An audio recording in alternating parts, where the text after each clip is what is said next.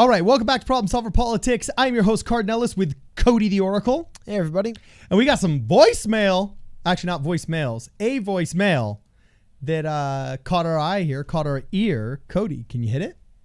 I can, yeah. Let's get this rolling here right now. Here we go. Hey, what's up, guys? This is Dennis Diaz from Los Angeles, California. Ooh, fellow LA. Just wondering if you guys have talked about the VAT. Well, you might have already. Apologize if I did. But I was wondering if is that on top of sales tax in California? Or my big question really is, like, how much would, like, a brand new car would be? Like, say a $20,000 car normally, and with the VAT plus, like, another sales tax, or how does that work? Or if you guys know, I think that would be a good topic. All right. Thank you. Okay. That's actually a really, really good question. Correct me if I'm wrong, Cody. He's basically asking, is the VAT, the value added tax that Andrew Yang proposes, basically to fund the freedom dividend, or not completely fund it, but, fund over half of it. Is that in addition to the existing sales tax that we have? Or does it replace that sales tax? So on and so forth. Am I interpreting his question correctly? I hope so. Yeah, you hope so. Yeah. But it's also, I guess that I can think what you're talking about. I think the idea is, yes, how exactly, here's the thing. We could say a value-added tax would raise enough money. We could say a value-added tax would work. But what does it functionally look like, I believe, is what he's asking. And he uses a car for an example, which I think is a very interesting example for a couple of reasons. So, yeah. Yeah. So basically, here's the only problem whenever we talk about the VAT. First off, you got to understand exactly what the value added tax is. And in a nutshell, when manufacturing a good and taking a raw material into a refined material, such as the example we used in our video was when taking cotton from the farm field and then turning it into thread, you pay a small portion of the VAT. And then when a factory, like a textile factory, takes all of this thread, puts it through their loom and makes it cloth, they pay a small portion of that 10% value added tax because they've added value to what was the thread. And then when the cloth is purchased by the designer, there's another level of value that's added to that cloth because now it has been cut up into pieces and sewn into a shirt that then gets sent to a retailer who adds value to it by putting the logo of Lacoste on it or Nike or whatever, and thus making it a branded piece of material and then selling it to the public. So each one of those steps pays a small portion of that 10% value added tax. Okay. And theoretically, it is indeed a consumption tax. Okay. Similar to sales tax. And in an ideal world would be the tax. However, what Andrew Yang is proposing is a federal tax. States have the right to levy their own taxes. And a huge question mark that a lot of, fiscal conservatives and a lot of fiscally conservative Democrats, just, most people are socially liberal, fiscally conservative. A big question mark that we've all had about the VAT and Andrew Yang's plans that keep them kind of in the realm of theory and not so much in the realm of practical data that we can rely on is some serious question marks about, okay, we trust you, Andrew Yang, but what about these other greedy politicians? There's been many people that have called in during our live streams, which happen on Tuesdays and Thursdays, by the way. If you're not, in on the live streams, make sure you get in on the live streams. Somebody said, hey, I'm all for this VAT. I'm a total fiscal conservative, and I see why Milton Friedman called this the negative income tax. I see why it's, quote, capitalism that starts at 1,000 instead of at 0.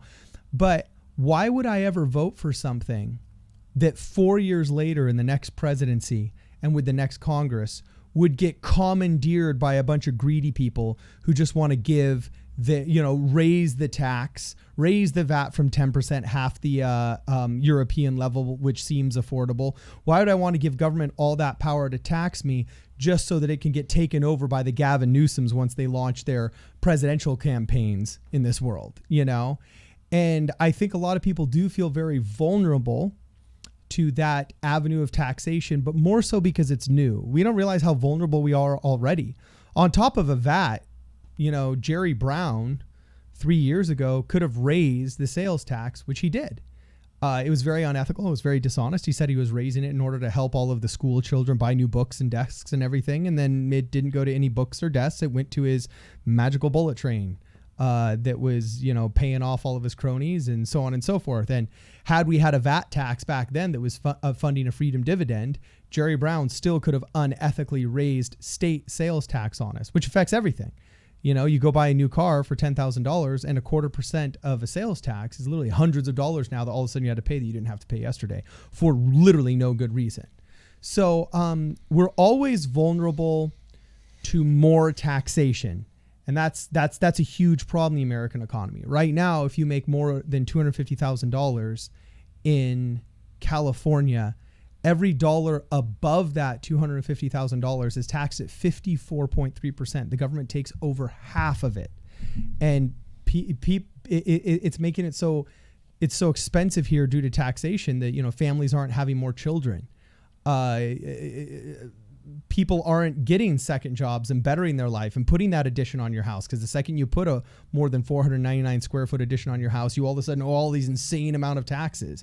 People can't afford the payments of their health care because the increased property tax has gone up so high. I mean, it's literally making it so that our birth rates are dropping, our addictions are soaring. The vulnerability that the average person has to taxation is huge. So the only problem with talking about taxation, though, is that people get glazed over and they kind of just like, oh, boring. No, tell me about who's to blame for my anger. You know what I'm saying? And we do need to get into the weeds of how taxation will affect us, but it's a very wonky thing to talk about. So we commend you for your question. And it's good that you think about this and wonder how we indeed would be taxed for this thing that we are ideologically supporting. Well, but also, I think the car is a really interesting example of this. Something else Andrew Yang's VAT, and not every implementation of a VAT does this. Some value-added tax implementations are, I believe, pretty just fixed for everything. So some goods are. Some, and where the issues, I believe, came in implementation is the exemptions. Should milk and bread have a VAT tax on it? Or a value-added tax, not a VAT tax. You did your own mistake. I knew it was going to happen. But one thing Andrew Yang talks about particularly wanting to do in his, and this is why I think the car is really interesting. So he says that the VAT would vary based on the good to which it's applied, with staples having a lower rate or being excluded, and luxury goods having a higher rate. Now, the issues and the questions could come in. Like he for example, referenced a $20,000 car. So I'm assuming brand new car, $20,000, or even a used car, $20,000. Probably talking about a sensible sedan type of vehicle. Yeah. I would imagine there would be a very steep VAT on that. I could be wrong, but I would imagine. Well, you're suggesting it would be means tested, is what you're saying. Well, not even. I would say that. I hate means tested stuff, but anyway. But this doesn't think it was means tested. I would just say that you could say that a brand new Lamborghini and a 3-year-old Honda Civic are both cars. But I would say they're different types of purchases. So I think the idea, means test isn't the right word. Yeah, you mean so the progressive. Idea, but not even it isn't the same purchase. It's like saying that, like, oh, I got a fishing boat to start a fishing company, and I got a giant super yacht to party on. We both bought a boat. You know what I mean? It's like they're different. So your shirt example, there's a regular Hanes white T-shirt, and then there's a regular Hanes white T-shirt that has, I think Kanye West made something that said like Yeezy or something and sold them for like hundreds of dollars. Like they're not the same purchase. So I think it's interesting to note that Andrew Yang notes in here, the implementation will be difficult, but I could see a world where maybe the $20,000 car, the hit you would take from the VAT would be a little bit lower than if I'm buying a brand new imported Aston Martin.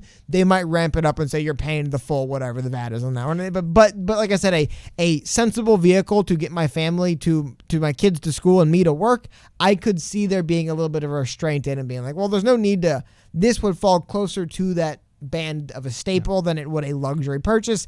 That is me spitballing, but just reading into what he's saying, I think what he's trying to say is something like it's the same difference between there would probably be certain cell phones that you have a lower, and then there'd be something that higher. Anyone need a cell phone? Not really. However, there's a cell phone and there's $1,000 gold-plated iPhone, which they're not the same, I guess is my point. So a lot of things they're both cars, they're both houses, they're both boats, but some are a little bit more function-based and some are a little bit more luxury-based. And I think having a scale towards luxury-based goods paying closer to all, if not exceeding the 10%, and then closer to... Because you could argue everyone needs a little bit of clothing, some form of transport. Like this stuff isn't it's not a luxury good to have a t-shirt to wear outside. Now, my 50th $500 designer shirt, that's a luxury good. So it is tough for implementation, but I don't know if that answers your question, but I think I wanted to bring up the point you brought up of if I'm buying a sensible sedan so I can go to work and sustain myself, am I going to be hit really hard on the VAT? Right now, there's no real answer. I would imagine that stuff would have a lower VAT hit than, like I said, a Lamborghini or a Bentley. But that's not what Andrew Yang proposes as of yet. We could see that happening in the future, but that's one of my biggest he's talking fears. about it. Like I said, I have it on screen right here. He says that for staples having a lower rate or being excluded outright. Well, right now, food, for example, you can't tax food in California. Again, like I said, here's the political argument. Like I said, where we live in Los Angeles, if you don't own a motor vehicle or have some really reliable source of transportation, you can't work. Yeah, it's a 2-mile walk to the grocery store. You're not out in the woods. It's just houses. Yeah. So, like, vehicles are kind of more necessary here. And, like, you always talk about in New York, no one needs a motor vehicle because for New York City, the states you do. The state's pretty big, but the city's not that big. Yeah. And you can get around without it, and there's so much traffic. But, like I said, maybe it is kind of like a luxury purchase to buy a $25,000 Honda Civic in New York City, where out in suburban Los Angeles, you kind of need that to just get around. So I just thought it was an interesting way to lead into what some of the not downfalls, but the pitfalls potentially of implementing a value-added tax can be. Is, again, same thing. There is the, kind of cheap store brand wheat bread. And then there's the soup, like the artisanal, like small batch hand zucchini, mashed potato. Exactly. And, at a certain point, they're both loaves of bread. But then here we go to the other thing, though. Do I want the federal government? But here we go. If the federal government's telling me the fancy bread's going to cost more than the cheap bread, I'm going to tell him, well, yes, the fancy bread will cost more than the cheap. So I think the big thing is, too, as long as it's set up in a system where your $20,000 car doesn't become a $25,000 car and you're getting hit really unduly. Well, it's going to become a $25,000 car. But like that's the thing. Is like, it depends on implementation. The VAT is a drastic increase in our taxation with a drastic increase in our income. But like I said, and Andrew Yang originally pitched it. And see, this is also where Andrew Yang's camp lags. They have not done a very, very good job of providing details of how this would go down, because honestly, I don't think it's in their best interests. To be frank, no one's asking. Yeah, a lot of people aren't asking. They just hear, $3,000. It's like, okay, how are you going to pay for that? Well, I wouldn't even say that. You'd have to reduce military spending. You also have to increase taxation here. The VAT is not a magic bullet, and the VAT has also, he's kind of clarified how originally the VAT that he's supported was going to replace a bunch of things, as Milton Friedman had suggested, in order to replace the welfare state. But now Andrew Yang has clarified, some would say walked back his position, saying, okay, it's not going to take over your SSI, it's not going to take over your disability, it's not going to take over your Social Security. So there's all kinds of ways that the VAT needs to be clarified. Theoretically, on paper, the VAT could pay for a freedom dividend. And in my opinion, vatation, value-added taxation, is a more moral and effective way of taxing people than income tax, for example. Taxing income disincentivizes work, while taxing consumption actually incentivizes work. Okay. Oh, yeah. Well, just real quickly, so sales tax are much more moral. VAT tax are much more moral than income taxes. But once again, a lot of the reason why people don't ask is because a lot of people don't even know the difference, and they just glaze over when you get into these policy wonk conversations. Yeah. But like I said, I think the most vital part of the implementation of any value-added tax, specifically what Andrew Yang is proposing, is the actual real-world practical application. What does it mean when you say that staples will have a lower rate or be excluded, and luxury goods luxury goods will have a higher rate? Because I think we can use the extreme example of, obviously, your mega yacht, you probably pay the full value-added tax on your mega yacht. But also, I kind of got a problem with that, because I'm sick and tired of... Why? I'm sick and tired of the United States of America saying, oh, we're poor, we shouldn't pay as much taxes, and then condemning the rich for having an exaggerated amount of sway in our political conversation. Hold on. No, let me finish. No, because you interrupted me, first of all, by the way. So, no, I'm not going to let you finish. 1, 2, there's a difference between this person's worth too much money and that's bad, and, hey, maybe if you want to give back just maybe you pay a small tax on your multi-million-dollar mega yacht. You really actually. Everyone needs a house, man. You can't come to me and I'm say not saying everyone needs a mega house. yacht. So my point being is, if a value-added tax was implemented in a way where the luxury goods that are already frivolous expenditures from the get-go perhaps would go up more than things that are less frivolous expenditures. For example, when you want your mega yacht with a boat that parks in it, I have no problem saying the more effective way I think of taxing the rich, so to speak, is not to damn them for their wealth, but to say, hey, dude, when you buy your mega yacht, we're going to up your sales tax a little bit because you know what? You know who isn't buying mega yachts? Basically everybody else. So I get the mega yacht's good. I get the mega yacht employee. Hey, someone feeds their family working to build your mega yacht. That's all good. All we're saying is you're already rich. You're already flexing on people with your P. Diddy yacht. You can't flex a little bit harder and pay an extra VAT. Come on. Okay, but what happens when you have the rich? The whole big problem with this progressive taxation system, okay, is I like how Ben Carson compared taxation to tithing, saying, hey, when you have a 10% that everybody has to give, it hurts everybody equally. And yeah, sure, the rich can afford that 10% easier, but it's a big 10% too. My beef is that we're constantly complaining about the rich in this country and how they have so much influence and so much influence. Well, if $100 needs to be raised in order for your kid's school to be able to have their pizza party, and you're the rich guy that gets taxed 99% of that, and you pay 99 of the $100 for that pizza party in your kid's school, it's basically your pizza party. But that's not what we're And so talking can you about at all. condemn no, hold on. It's a non sequitur and a crap argument. No, there's not a crap argument. It's not a non sequitur. Both. Is that when you pay 99 out of the $100 for your son's pizza party at their school, it's no longer the school's pizza party, it's yours. You kind of feel entitled to it.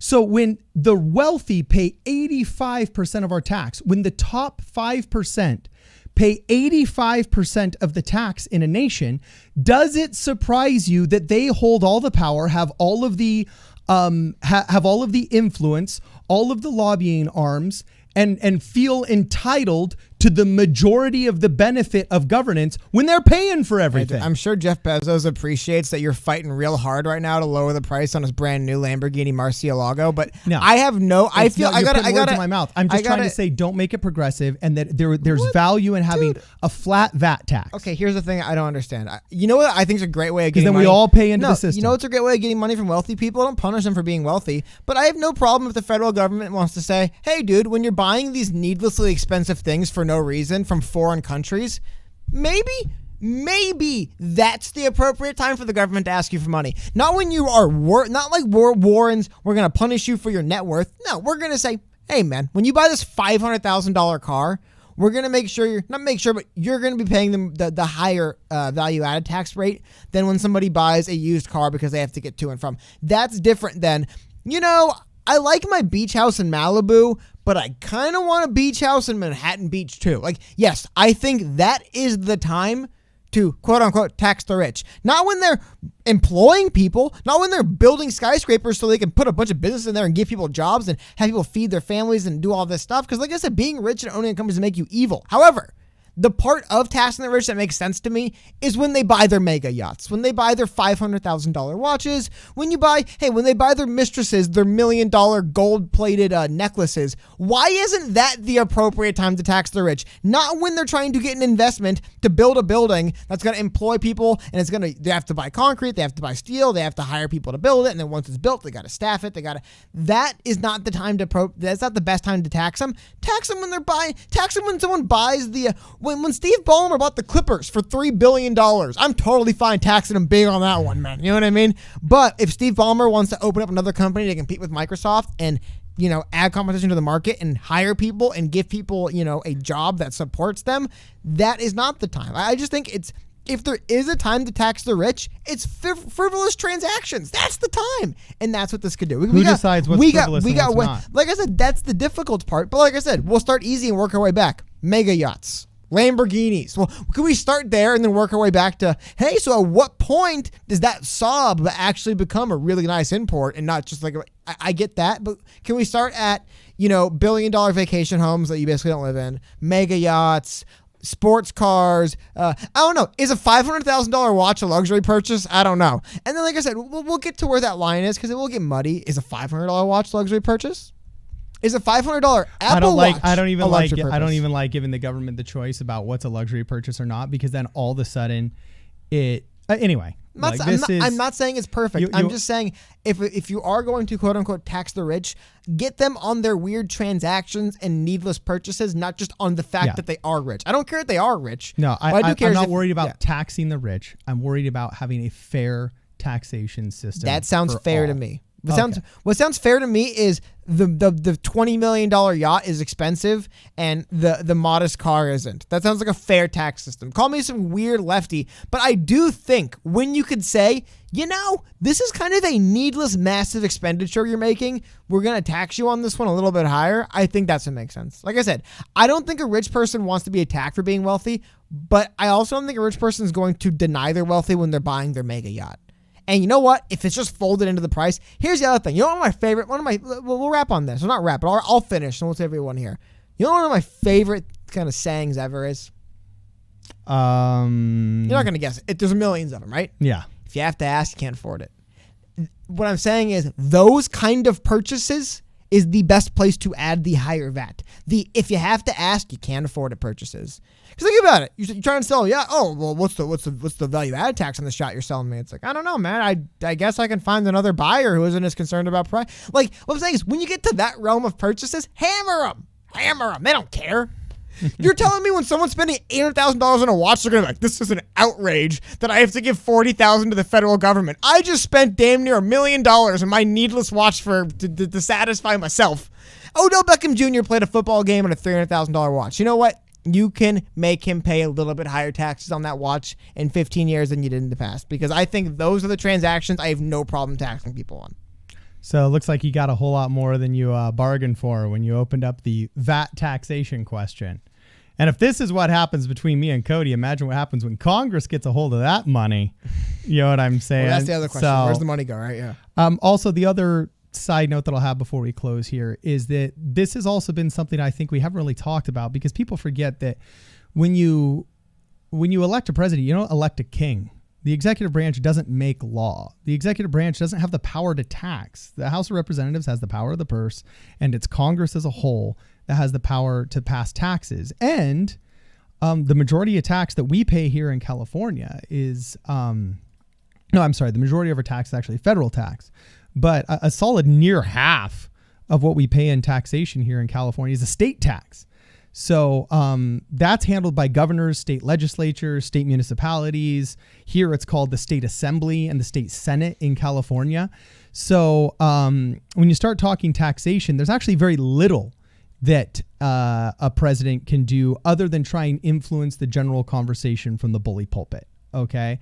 So if you take a basic civics 101 class, you know that Andrew Yang is incapable of just instituting a VAT by us electing him. So anyway, if you want to know more about the VAT, please watch our video. It was one of actually the first videos that we did. I'm sure we're going to link to it in this description. Let us know if there's any other questions you have about the VAT. It is kind of confusing, especially when you're used to a basic income plus sales tax structure that pretty much everybody that watches this show grew up with, unless you were born literally in about like 1915 and remember life before income tax. So anyway, let us know what you think in the comments below. Make sure you leave us more voicemails at 1-833-PSP Radio and follow us on Twitter at PSP Radio 1. This is Problem Solver Politics.